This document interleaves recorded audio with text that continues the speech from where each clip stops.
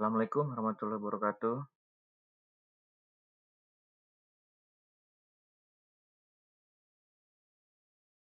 Baik, eh, kita ke pertemuan ke-14 ya, materi pertemuan 14, di mana untuk PowerPoint-nya sudah bisa terlihat. Baik, baik, baik. Nah, pertemuan 14 ini kita materinya bagaimana rangkaian dasar ADC ya, dan juga bagaimana bisa kita melakukan suatu praktek terkait rangkaian ADC itu adalah analog to digital converter, jadi dari sinyal analog terubah menjadi dalam bentuk digital. Kita perlu ketahui bahwasannya ADC itu merupakan suatu komponen yang sangat penting dalam dunia elektronik ya, karena fungsinya sebagai jembatan antara dunia analog ya dan sistem digital. Jadi ADC ini mengubah analog continue ya menjadi digital biner yang dapat diproses oleh, kalau komponen saat ini ada microcontroller ya dalam bentuk IC itunya. Jadi ADC mengubah sinyal analog kontinu menjadi sinyal digital biner. Misalnya dari sisi tegangan sensor bisa diubah menjadi angka digital. Proses kerjanya dengan metode sampling dan quantization. Ya.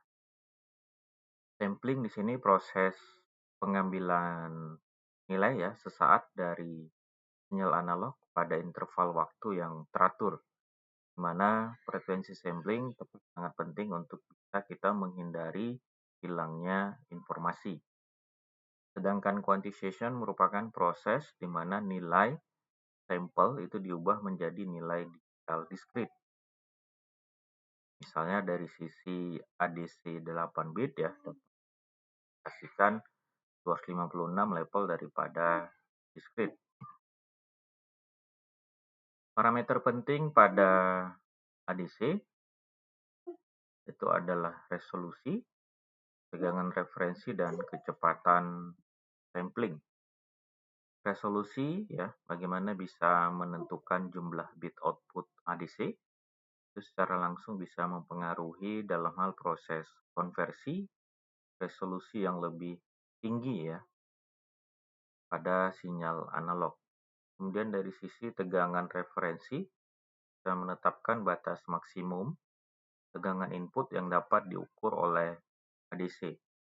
Kemudian dari sisi kecepatan sampling, mengindikasikan ya seberapa cepat ADC itu dapat mengambil sampel sinyal analog sehingga bisa diukur dalam sampel per detik.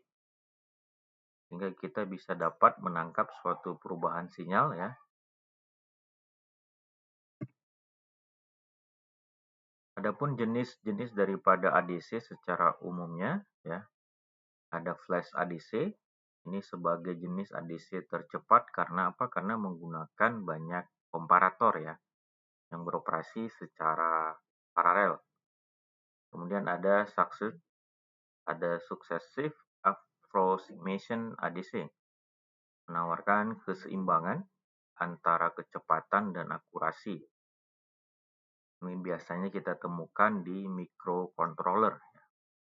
Kemudian ada sigma delta ADC, menyediakan akurasi ya cocok untuk aplikasi pengukuran presisi tinggi, biasanya pada audio atau pada sensor. Bagaimana kita dalam hal merangkai rangkaian dasar ADC dengan microcontroller ya.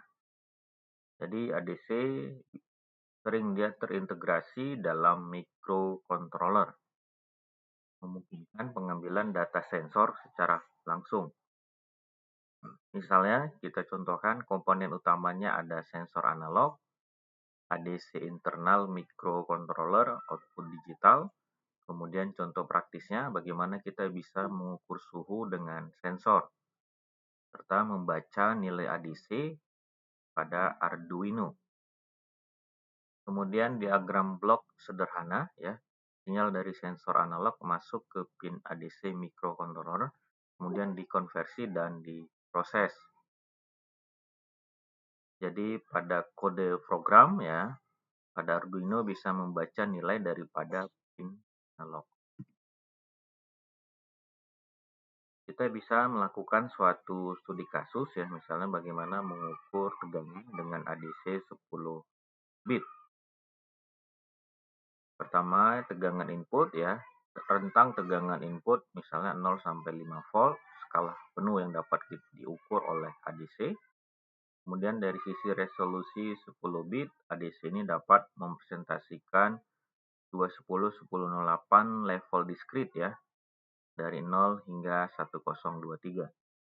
Kemudian nilai dari LSB ya, setiap langkah dari digital lead sequence bit ya, bisa merepresentasikan 5 volt per 1024. Kemudian bagaimana kita bisa melihat contoh konversi jika ADC membaca nilai digitalnya 512, maka tegangan analog yang bisa diukur dalam 512 adalah 25 volt.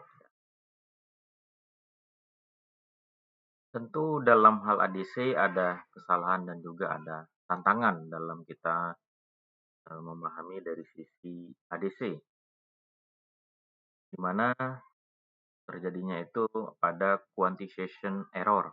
Nah, ini ketidakpastian inherent ya dalam proses konversi analog ke digital. Jadi semakin tinggi resolusi bisa semakin kecil errornya. Kemudian noise dan interferensi sinyal analog. Sinyal analog ini seringkali rentan terhadap noise elektromagnetik ya, yang dapat bisa mempengaruhi akurasi pembacaan ADC. Kemudian ada aliasing, ini terjadi ketika sinyal analog diambil sampelnya terlalu jarang ya, sehingga dapat menyebabkan sinyal frekuensi tinggi menyamar sebagai sinyal frekuensi rendah yang berbeda. Jadi diperlukan filter anti-aliasing untuk pencegahan ini. Bagaimana kita bisa melakukan merancang ya rangkaian ADC? Pertama, tentu kita menggunakan tegangan referensi yang stabil. Ya, sumber tegangannya stabil, rendah noise, ya. Kemudian fluktuasi pada tegangan reference langsung bisa dapat mempengaruhi pembacaan ADC. Kemudian kita memasang filter low phase-nya ya untuk mengurangi noise frekuensi tinggi yang bisa mengganggu sinyal analog. Ini kita bisa gunakan filter low pass sebelum input ADC. Kemudian kita perlu memilih ADC yang tepat ya. Kita bisa sesuaikan pilihan ADC dengan kebutuhan aplikasi yang sedang kita rancang.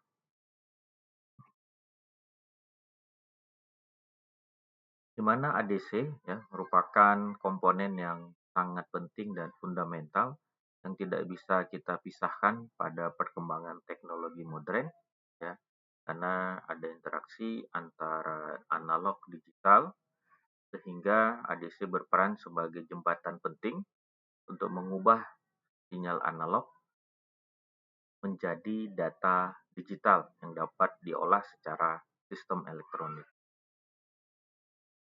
Dan juga ADC bisa digunakan secara luas ya, misalnya seperti sensor suhu, audio, dan juga sistem kontrol pada industri.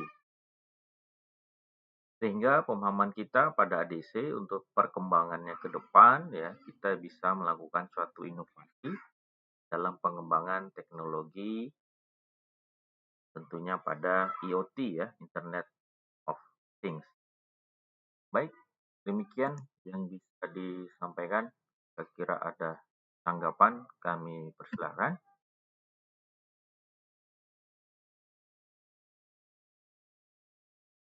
Baik, jika tidak ada, di perkuliahannya dapat kita sudahi. Tidak ada?